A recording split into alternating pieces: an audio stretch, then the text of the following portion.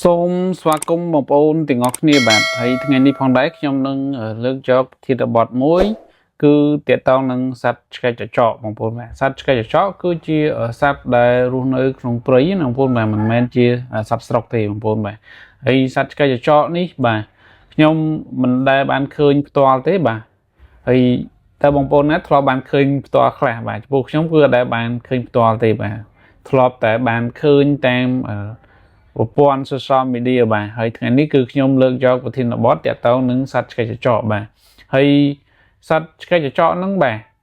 ខ្ញុំមិនដែលបានឃើញផ្ទាល់ប៉ុន្តែខ្ញុំធ្លាប់បានឮសំឡេងផ្ទាល់បាទដោយសារអីបានខ្ញុំធ្លាប់ឮសំឡេងផ្ទាល់ដោយសារ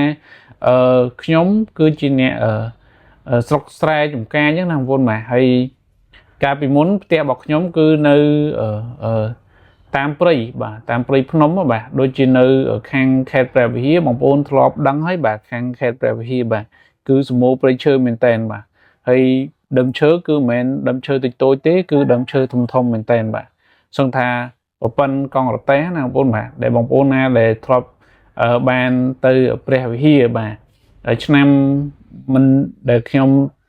ធ្លាប់ដឹងក្តីមកគឺឆ្នាំ2000 2003 2004ឬក៏2002ហ្នឹងបងប្អូនបាទហើយកាលហ្នឹងគឺដើមឈើធំធំណាបាទប្រព័ន្ធប៉ិនកង់រទេះហើយបងប្អូនណាស្គាល់កង់រទេះមិនមែនអាកង់រទេះកង់ឡានទេណាបងប្អូនបាទគឺកង់រទេះកង់ឈើបាទកង់រទេះកង់ឈើគឺធំធំបាទធំមែនតើបាទហើយ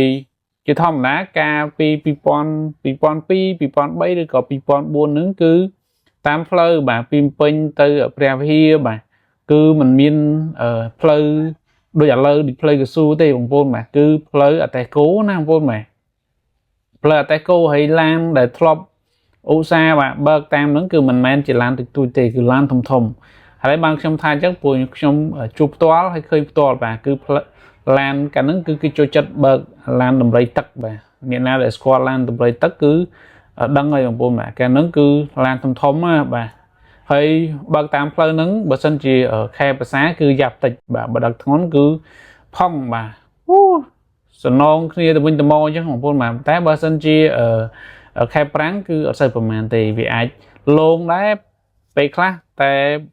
មិនសូវជាដោយសារដីវារាំងស្ងួតបាទអញ្ចឹងវាអត់សូវលង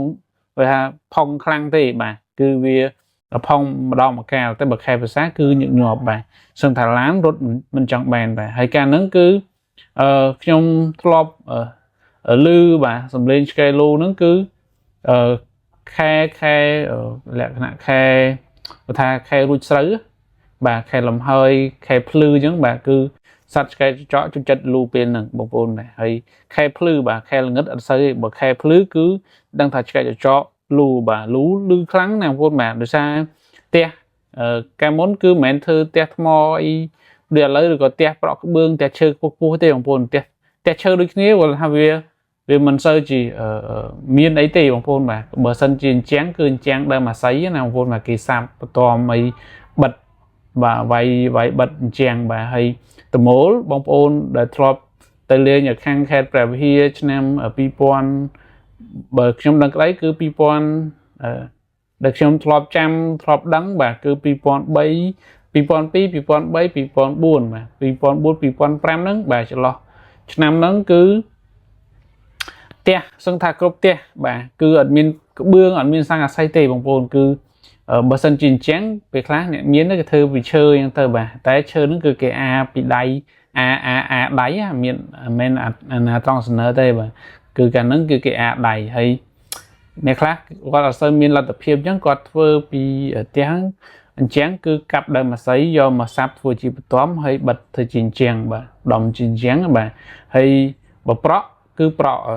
ស្បូវបាទហើយនេះគឺខ្ញុំនិយាយពីផ្ទះបន្តិចបើសិនជាអានេះតមូលផ្ទះគេធ្វើពីស្បូវហើយគេមានរដូវកាលរបស់គេទៅច្រូតរដូវរួចស្រូវគឺរដូវរំហើយគឺរដូវពេលហ្នឹងហើយគឺជារដូវដែលគេទៅច្រូតស្បូវដើម្បីយកមកក្រងធ្វើតមូលផ្ទះប្រក់តមូលផ្ទះអញ្ចឹងណាបងប្អូនបាទហើយតមូលផ្ទះដែលធ្វើប្រក់ពីស្បូវត្រជាក់បងប្អូនអត់ក្តៅទេបងប្អូនបាទហើយ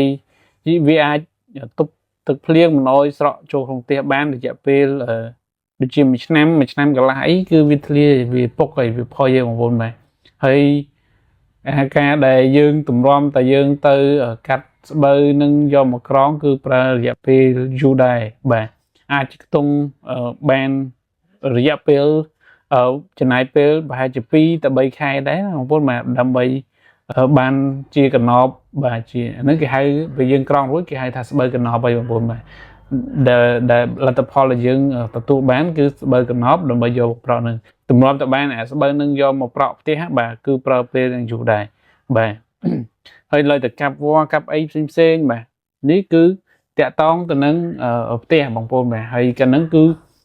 គេប្រក់ស្បូវទេផ្ទះហ្នឹងហើយមិនសូវជាមានតំណែងតំណុយអីច្រើនទេបាទមានតែដើមឈើព្រៃធំបាទហើយ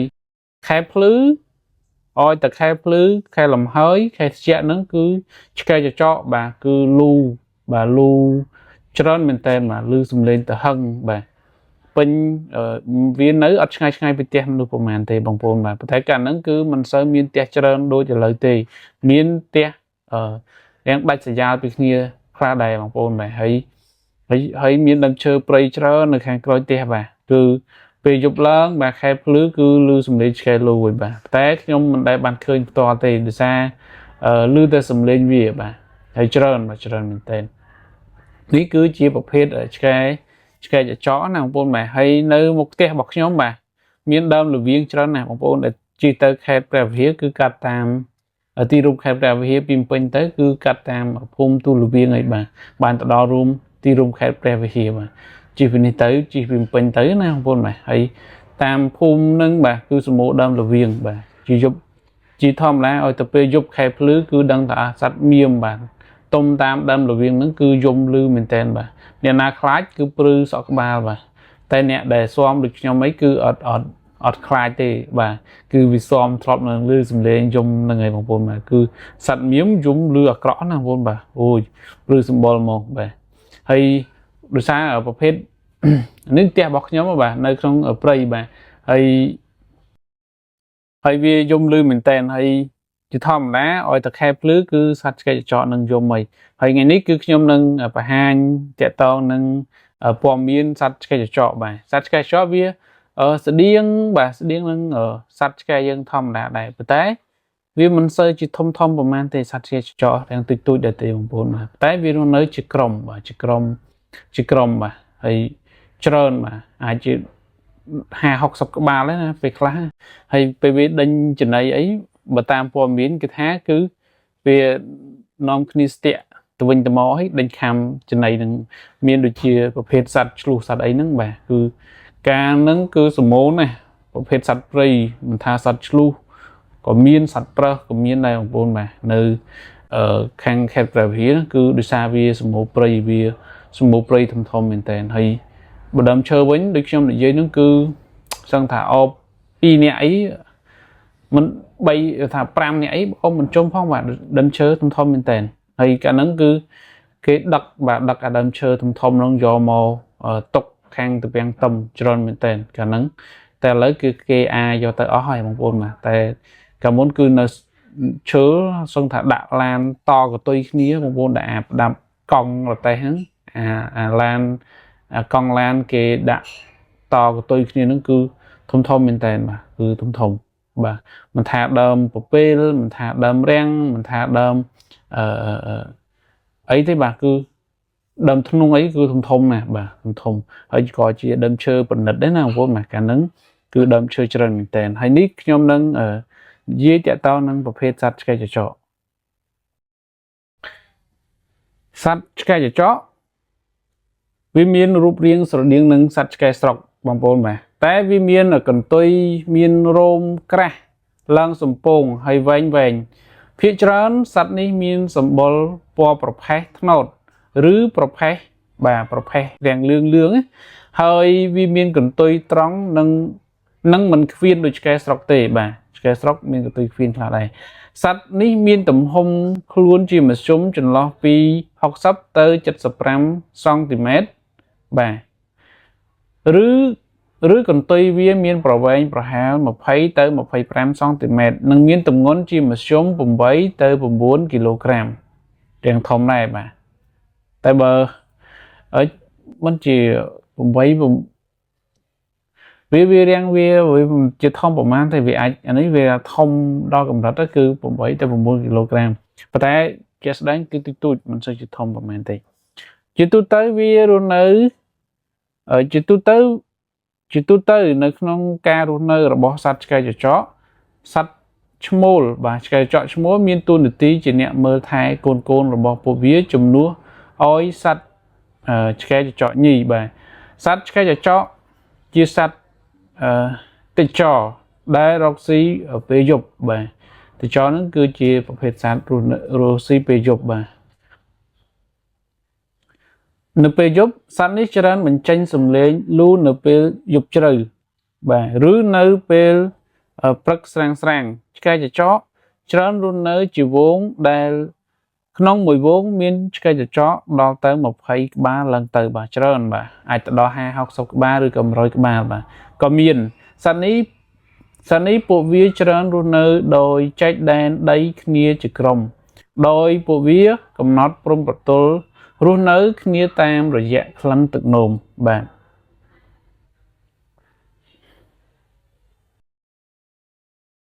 ឆ្កែចចកមានវត្តមាននៅតាមតំបន់ព្រៃល្បោះបាទព្រៃល្បោះដូចខ្ញុំនិយាយមិញហ្នឹងគឺព្រៃដែលវាលមិនសូវជាមានដើមឈើស្រងអីប្រហែលទេបងប្អូនបាទឆ្កែចចករស់នៅព្រៃល្បោះតាមវាលស្មៅហើយជាញឹកញាប់ពួកវាច្រើនចេញរកស៊ីនៅក្បែរភូមិឋានរបស់អ្នកស្រុកបាទកាលមុនគឺវារស់នៅចិត្តនឹងទេបងប្អូនចិត្តភូមិទេបាទ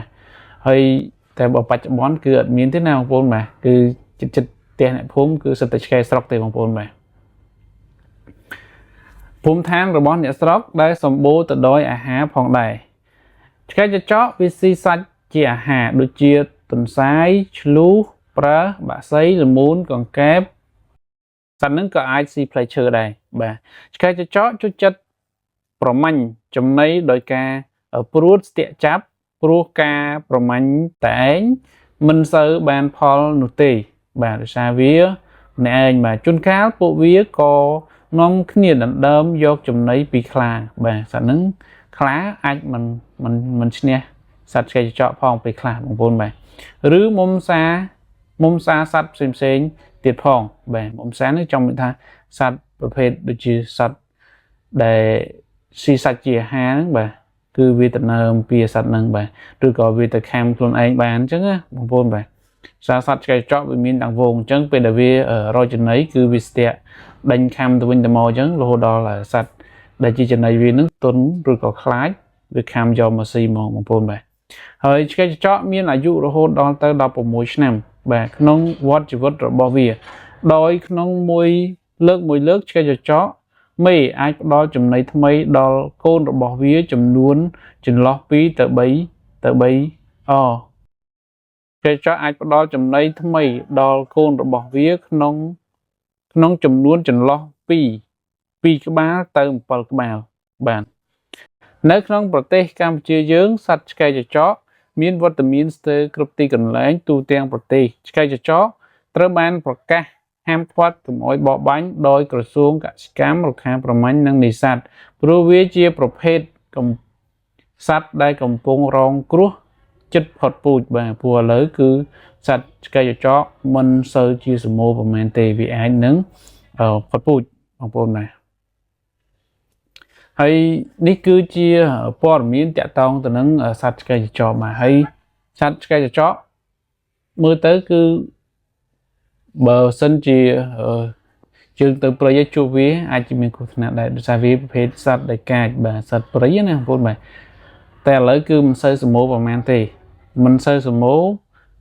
ហើយបើសិនជាមានគឺមានតិចតួចមិនច្រើនដូចកាលមុនបាទដោយសារឥឡូវវាបាត់បង់ទីជម្រកបាត់បង់ព្រៃឈើច្រើនអញ្ចឹងហើយគឺពិបាករស់នៅមែនទែនបាទចំពោះសត្វព្រៃប្រភេទសត្វចចកហ្នឹងណាបងប្អូនបាទហើយវីដេអូនេះគឺមានតែប៉ុណ្ណឹងសូមអរគុណសូមជម្រាបលាបងប្អូនទាំងអស់គ្នាបាទ